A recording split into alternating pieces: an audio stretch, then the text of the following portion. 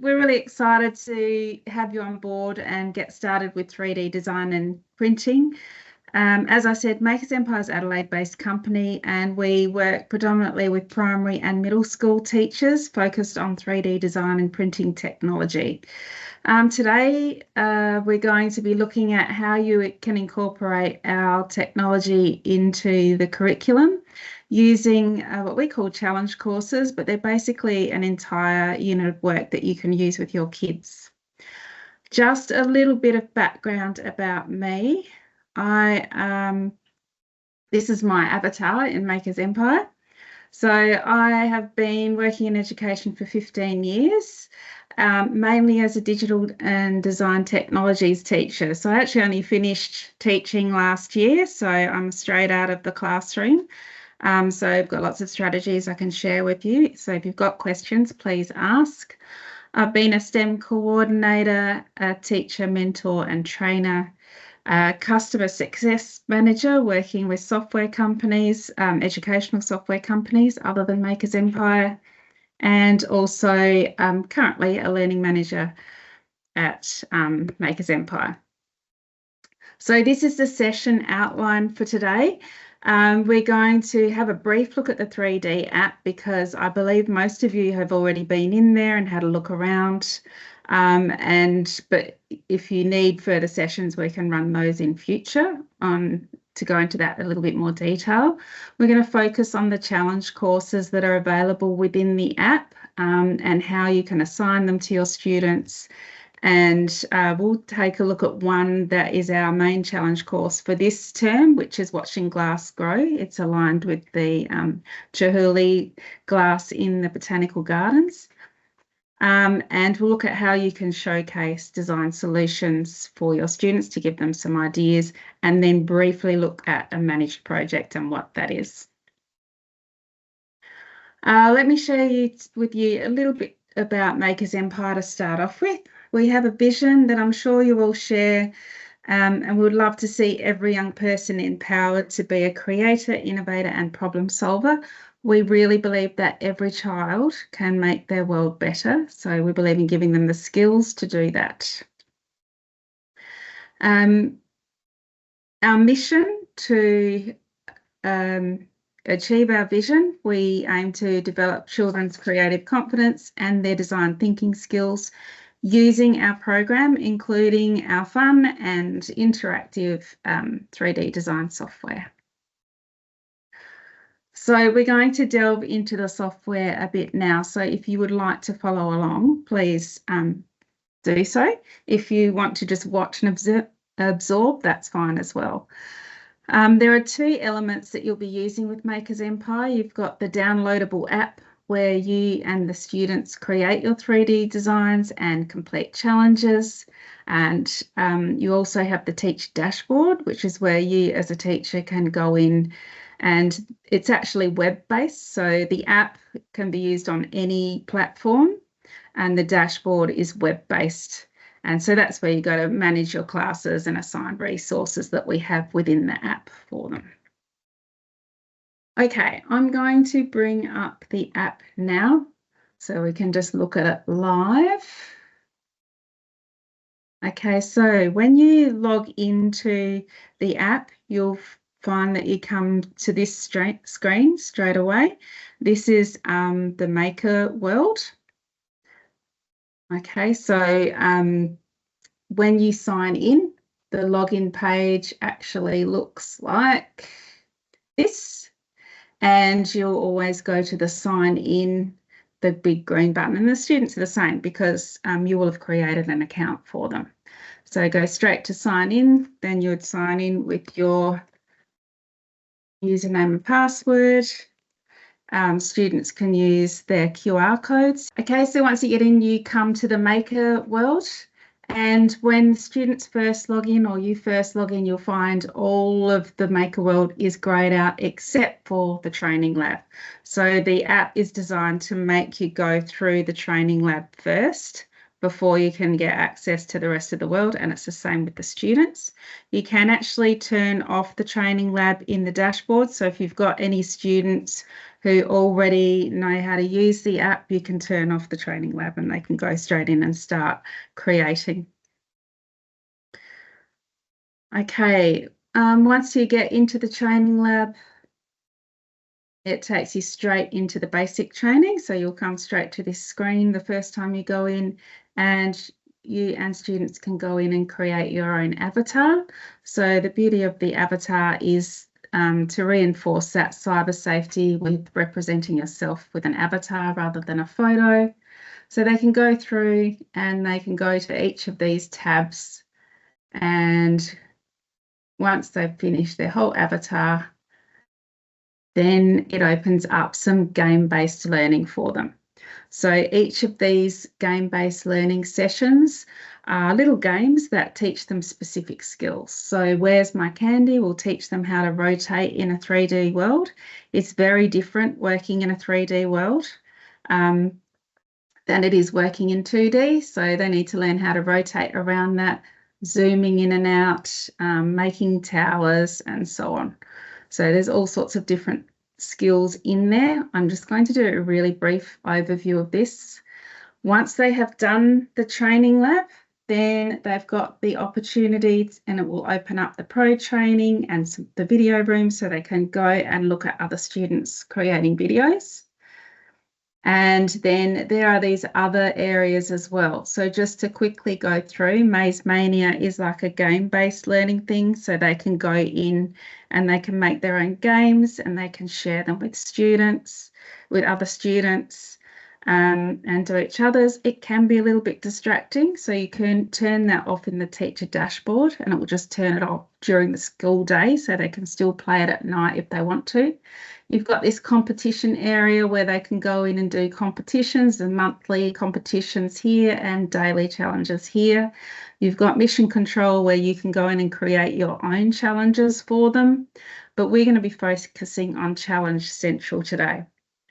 And so in Challenge Central, this is where they will go to do the challenges that you'll be able to allocate to them, and I'll show you how to do that in a moment. Okay, that's a quick whiz around the app. If you've got any questions, just pop them in the chat and I can go through that. But we're going to go now and I'll show you the dashboard so I can show you what the challenge courses are and then how to allocate them to students, and then we'll come back in here and have a look at a student view if we've got time at the end. Okay, just before I do that, your teacher app is exactly the same as the student's app. The only difference is you have this link to the teacher dashboard here that they don't have. So you can go straight to the teacher dashboard from there, or you can just pop online and open it up. Okay, now once you've logged in, so you just log in with your email and it will take you to this dashboard screen. So as I mentioned before, this is where you go to manage your classes. Okay. All right. So in here, you've got class management. So you've got your menu down here with all the different things you can do in here. Class management is where you will spend most of your time. Class management and student work. So to create classes and add students, you go into class management and into classes there. And then you've got this menu here, which is all of the classes that have been created for your school. And then for each class, so if I click on a class here, this class has these students in it. And then if I click on a student, it'll bring up all of the designs that they've created so I can go and have a look at them or download and 3D print them or whatever it is I need to be doing. Okay, so to add a class, you would just click on Add Class, create your new class name. Usually you'd be creating a home group class. Extra classes are things like robotics club, coding club, STEM club, and those sorts of things would be an extra class. And then you tick the students that go into that class, and click Create Class to create one. Within the classes, you can go into create a student here, so you can add individual students. So really you just need a username and password for the students. You can choose a unique username, or you can use part of their name in the username. It depends on how you set those sorts of things up in your school, what your policies are. And then you can create a password for them if you want to. You don't need to have an email address, so we usually leave that blank. Don't use your email address. We recommend not to do that because you'll end up getting a lot of emails every time students create something in there. And then you can put in their real name here. If you're not comfortable putting their last name, you can just use their initial, but this is only visible by you. It's not visible by any other school or anywhere else in the world. And then just select the class that student goes into and press Add Student. So that's one way. You can add them individually like that, or you can add multiple students. So if you click here, it'll open up a CSV file, open up the CSV import, and then there's a series of steps here to go through. So you can click here and it will download a sample template for you. So CSV file, for those of you who don't know, is just an easy way to upload bulk students. It's a comma separated value file. That's what it stands for. And so all software can read that. So you're asked here to complete student first name, last name, class name, and so on. You only actually need a first name and last name. You don't need to fill out any of the other details here. But if you were creating a new class, you could create new classes here and it will actually create a new class for you rather than having to go through the manual way to do it. It will automatically create it. If you're moving them into a class, just make sure you get the class name right here and it will automatically move them into that class. But if you leave it blank, what it will do is it will put them into the general class. So that if we go into classes, they will just be in the general class here. And in fact, that's where your account sits. If you haven't moved yourself into another class, which most teachers wouldn't, yours will sit in the general class. So if you're in here now, I'd like you to just make sure you've got a star next to the general class. These stars are all the classes that you have access to. So if you haven't starred your class, you won't be able to give a challenge course to that class. Okay, so in a moment when we go into challenge courses, if you're not able to allocate it to a class, it's because you haven't actually got that star there. Okay, also it puts it at the top, which is really handy. Okay, I'm not going to go through how to upload a CSV, but in this course, if you need help with that, we can actually help you. You can contact us in the chat, or you can send us your CSV file and we can upload it for you. And we've also got frequently asked questions. So if you go into help here, you've got frequently asked questions, and in there it will go through the process of how to upload a CSV file. Because our focus today is really on curriculum and those challenge courses.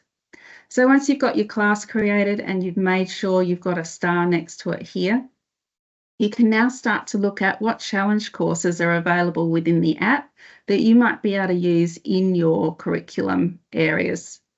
So if we're going to student work, view designs, that's just somewhere where you can view all the designs from the school.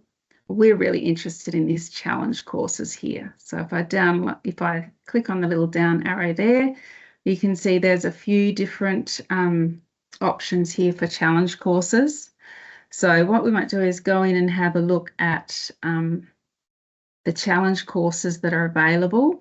Now yours might be different here to mine because different schools have access to different challenge courses. But everyone's got Welcome to 3D, for example. I think everyone's got Making Monsters as well, Making a Difference, Fabulous Fairy Tales. So you might see all of those in there. And then the one that we've been focusing on this term is Watching Glass Grow. So we might just click on that one. Well, just before we do, you can see that we recommend year level 3 to 6, but that's not to say that you can't change this for your own year level or your own context and make adaptations to it. We give you an idea of how long it will take your students to go through the challenge course. And then if we actually click on it, we start to get some more information here. So will give you an overview of what it's about, and it will give you a little overview webinar here as well, which gives you a bit more detail. In here, you've got the teacher guide. We have our own for South Australia because we actually are fortunate enough to have the Botanical Gardens and the Chihuly display here. So the other one is just a generic one that doesn't mention our Botanical Gardens. So if you go into the teacher guide, and all of the challenge courses are set out this way, so they all have their own teacher guide. And you can go through and you can see that we've got an overview and why we're doing this. We've got a suggested schedule for how you might actually incorporate this into your classroom. I'll just zoom in on that a bit.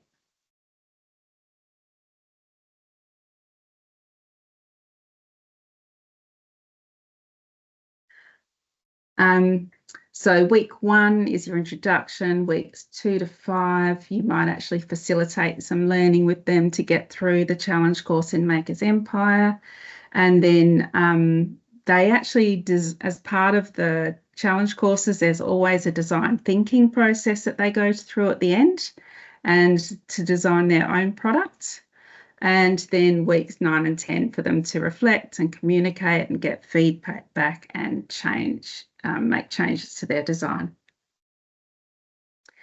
There's lots of articles in here, some resources that you can go to help you with incorporating this into your programs. And then it goes through the different challenges and things we've got in there. So every challenge course is made up of some educational videos.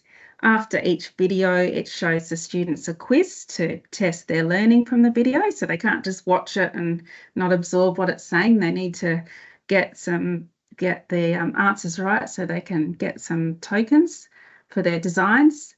It's got some pro training tutorials, and then at the end there is always a big design thinking challenge, which is where you would actually take them out of the app and take them through the design thinking process. It then has a list and curriculum links in here, so a list of all the things that are in it, curriculum links. And if I scroll right through to the bottom, there's scripts for all the videos as well. So if you wanted to quickly find some information that you knew was in a video, you could just come here and just do a search for it. And then there's all these different things that you can do, ideas, resources that you can use. Fortunately, here we have some local resources, which are great. And then, yeah, so if you go through and have a look at, there's text that you can use with them. There's information on STEM and design thinking, picture books that would fit with this challenge course. And then there's those video transcripts that I was telling you about. So that's the basic way that all the teacher guides are laid out. And then it also tells you where it aligns within the curriculum. So this is, of course, 8.4, but you have a drop-down box. So you go to version 9, which I think most of us are working with version 9 now. So depending on which curriculum you're using, you can have a look at how it fits in with the curriculum. And then you get a little preview of what the students are going to see. So you've got all the videos here. So for example, when I'm working with this with the younger students, I might actually just go through the first video as a class. So we tend to watch the first video as a class. I'll just show you a little bit of that first video so you get an idea of what's in those videos.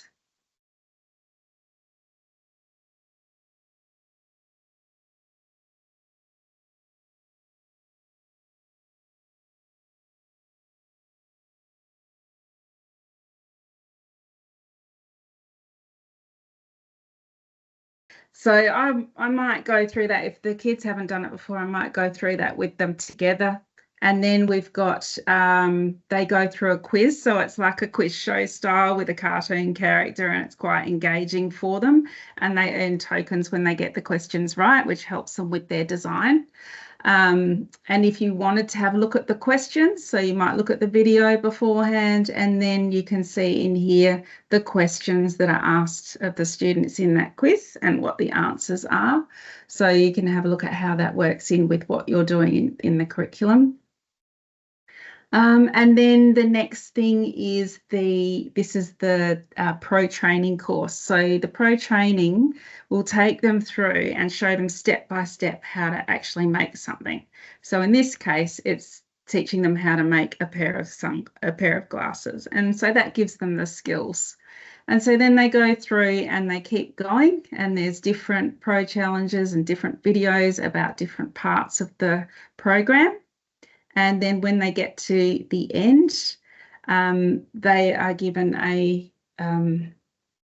they're given a design thinking task, and that's the point at which you might bring them out of the app and actually take them through the design thinking process to develop their final product.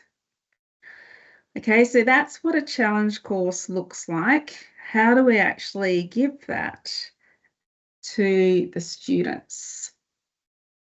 So let's go in and have a look. So we're coming back over into the Assign. So we're still under challenge courses and into Assign. And this is where I can go find. So these are all the ones that are assigned, and make sure I've got my class selected. And I'll go through and find the glass growing with glass, if I can find it. I can't find it at the moment. That's okay. We do have a lot in our demo. It's in there somewhere. That's all right. Once I find it, there it is, watching glass grow.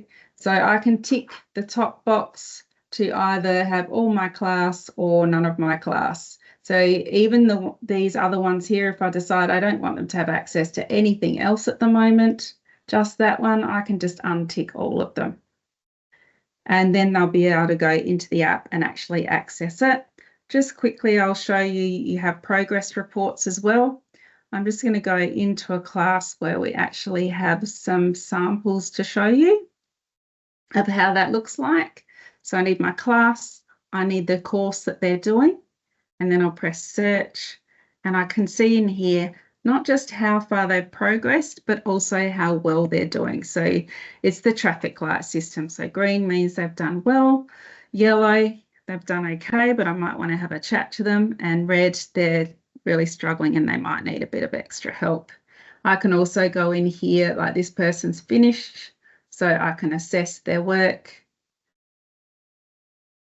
I can give them some feedback, give them some tokens. And I can also just give them feedback as they're going through. So even if they're not finished, I can just go through and give them some feedback on how they're going. The only other thing I was going to talk about with you was our managed courses. And so that's the Design Thinking Challenge. In this case, it's art inspired by nature. So it gets them to create some sort of art inspired by nature.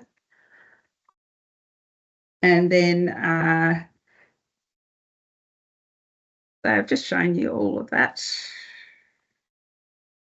Just trying to get to the end.